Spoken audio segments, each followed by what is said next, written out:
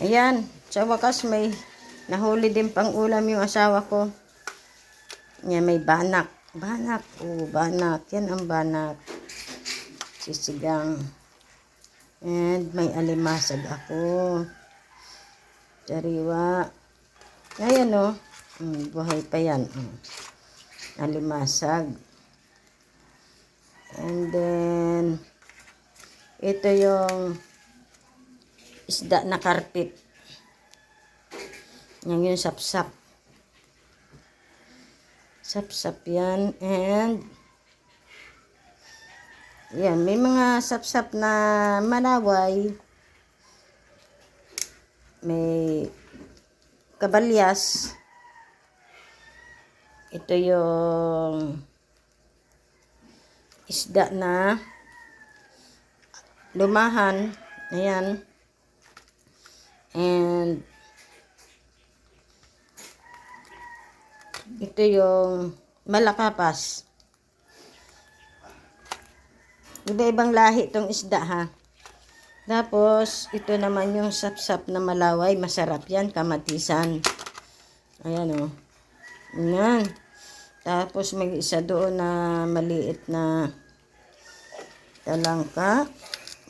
Dumagalaw pa yung ano, yung alimasag. Ito masarap to ihaw. Ihaw o ipapaksiw. Yung banak. Pero masarap din sigang. Ngayon.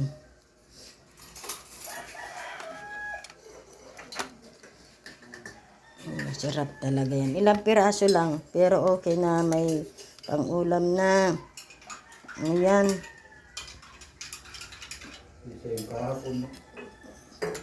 Kahapon yung isda niya, kaya hindi ko maipakita. 3 piraso lang na burara. Burara pa. Yung isdang bahura.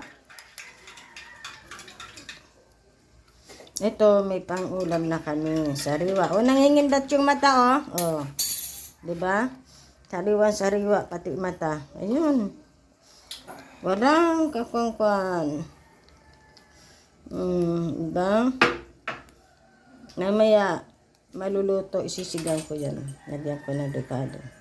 Ito yung yung isda na karpit. Karpit ang tawag niyan. Ewan ko, yung sapsap na kwan, hindi ko alam kung bakit tawag niyan ay karpit. Yan. Maraming salamat sa inyong lahat. Thank you so much. Thank you.